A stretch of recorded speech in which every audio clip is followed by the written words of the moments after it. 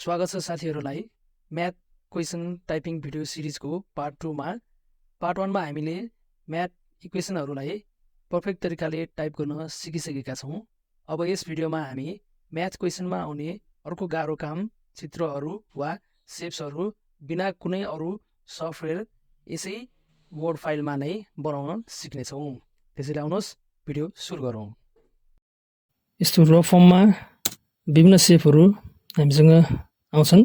यस्तो र फर्ममा भएको शेप्सहरूलाई यस्तो शेपहरू चाहिँ क्वेसन साथ जस्तो पनि हुन सक्छ। मैले चाहिँ प्राय सबै इक्वेसनहरू चाहिँ टाइप गरेर भ्याइसकेँ। सुरुमा चाहिँ तपाईले यो टाइप गरेर चाहिँ सेभ गर्नुपर्ने हुन्छ। सेभ गर्दाखेरि चाहिँ एउटा यो ट्रिक छ।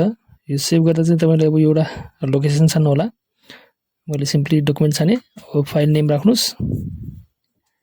अब यो सेभ एज टाइपमा चाहिँ तपाईले डिफल्टमा वर्ल्ड डकुमेन्ट हुन्छ। तपाईले चाहिँ वर्ल्ड 97 2003 डकुमेन्ट छान्नुपर्ने हुन्छ। नत्र यसमा शेप्सहरू बनाउँदाखेरि अलिकति समस्या आउँछ। त्यही भएर हामीले चाहिँ सकेसम्म यो 97 2003 लाई नै सेलेक्ट गर्नुपर्ने हुन्छ। यो गरेन भने चाहिँ हामीले यो चित्रहरू चाहिँ बनाउन अलि गाह्रो हुन्छ। लेटेस्ट हाम्रो भर्जनमा चाहिँ यो हामीले गर्दाखेरि अलिकति समस्या हुन्छ। त्यही भएर त्यो अप्सन चाहिँ छान्नु होला तपाईहरुले। अब सिम्पली यो शेप्सलाई चाहिँ बनाउनलाई चाहिँ इन्सर्टमा गएर शेप्समा क्लिक गरिसकेपछि अब हामी सर्कल छान्छौँ। सर्कल बनाइसकेपछि अब हामीलाई चाहिन्छ अब यो शेपमा हाम्रो र फर्ममा के छ सुरुमा त्यो हेर्नु होला। त्यो छैन भने चाहिँ हामीले यो अप्सन छान्छौँ। अब यो अप्सनलाई चाहिँ यो फ्री टुल हो। यसलाई चाहिँ जस्तो शेपमा पनि हामीले बनाउन सक्छौँ। त्यही भएर यो फ्री टुल लिएँ। चाहिँ एकदम सिम्पल तरिकाले यसरी बनाउँदैछु म।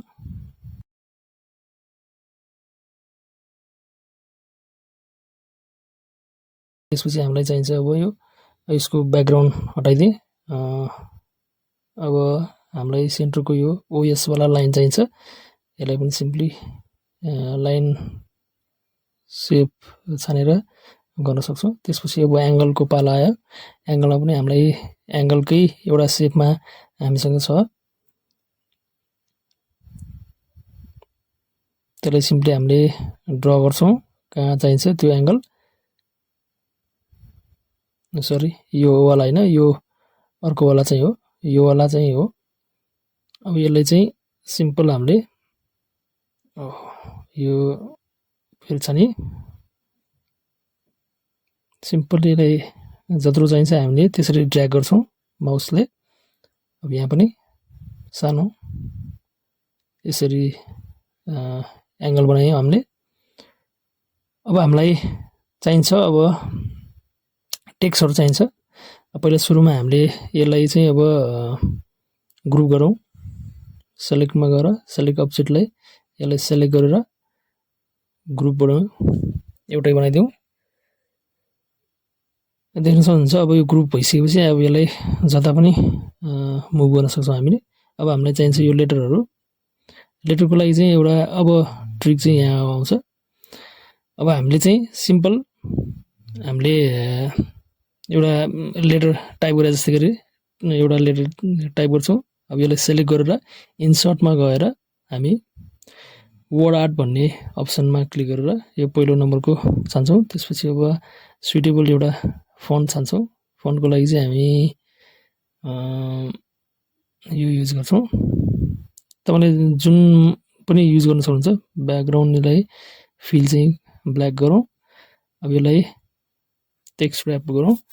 यदि गरिसकेपछि यसलाई यो पी लेटरलाई चाहिँ जता पनि हामीले राख्न सक्छौँ। यसको साइज सानो बनायौँ। त्यसपछि अब जहाँ जहाँ चाहिन्छ हामी त्यहाँ लगेर कन्ट्रोल थिच्दै माउसले ड्र्याग गरेर जहाँ जहाँ चाहिन्छ त्यहाँ लान्छौँ हामी। त्यसपछि राइट क्लिक गरेर एडिट गरेर फेरि जहाँ चाहिन्छ त्यहाँ माउसले क्लिक गरेर ड्र्याग गर्छौँ। त्यसपछि यसलाई पनि राइट क्लिक गरेर एडिट टेक्स्ट गर्छौँ आर। अब यसलाई पनि सारौँ हामीले। अब यो क्यूको पालो छ। राइट क्लिक गरेर एडिट टेक्स्ट यसलाई क्यू गरौँ।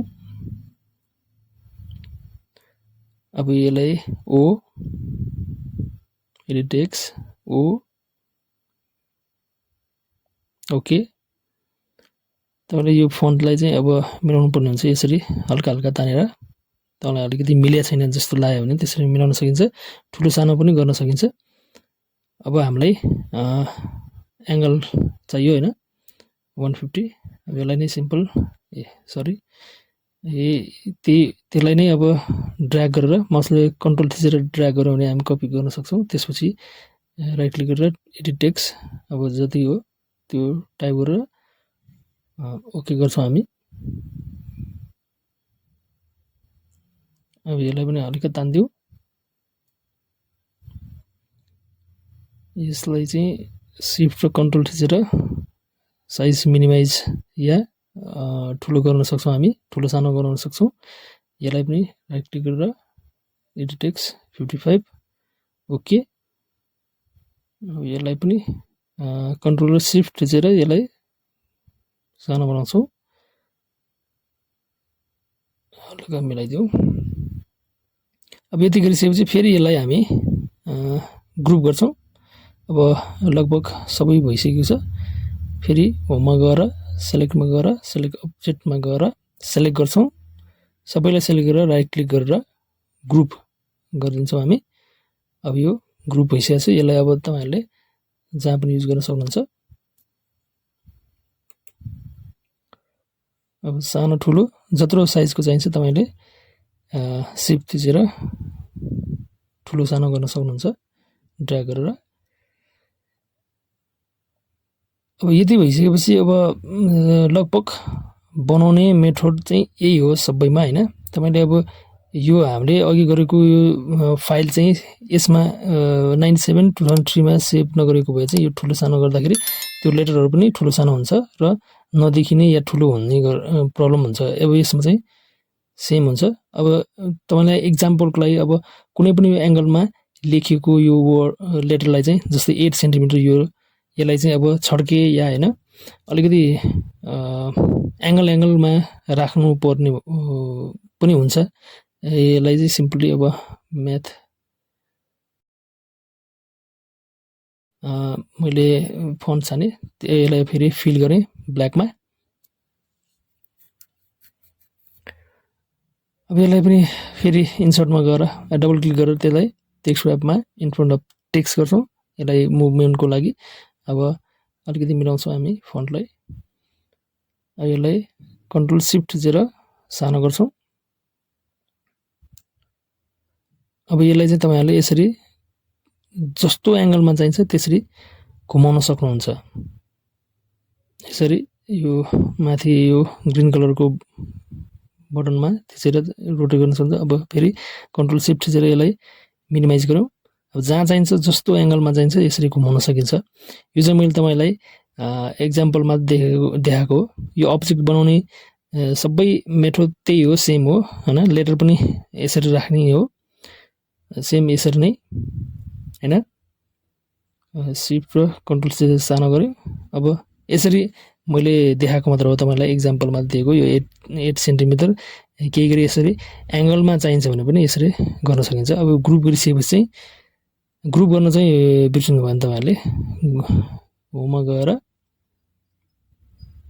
गएर सेलेक्ट अब्जेक्टमा गएर यसलाई सेलेक्ट गरेर हामी अब यसलाई ग्रुप गर्छौं। ग्रुप गरिसकेपछि यसलाई ठुलो सानो गर्दाखेरि जति ठुलो गरे पनि त्यही अनुसार ठुलो हुन्छ, जति सानो गरे पनि त्यही अनुसार सानो पनि हुन्छ। एउटा चाहिँ एकदम ट्रिक हो। एउटा चाहिँ गर्न सिक्नुभयो भने तपाईले जस्तो कम्प्लिकेट यो यस्तो सेपहरु पनि सजिलै आरामले बनाउन सक्नुहुन्छ बिना कुनै अरु थर्ड पार्टी सफ्टवेयरको केही जरुरत छैन यहाँ। अब देख्न सक्नुहुन्छ यस्तो सबै सेपहरुलाई म अब तपाईहरुलाई तपाईहरुको टाइम बचाउनको लागि चाहिँ म फास्ट फरवर्ड गरेर देखाउँछु। यस्तो जुनसुकै सेप पनि यहाँ छ। सेप भएन भने फ्री टुल छ, त्यसलाई चाहिँ राखेर गर्नु होला तपाईहरुले।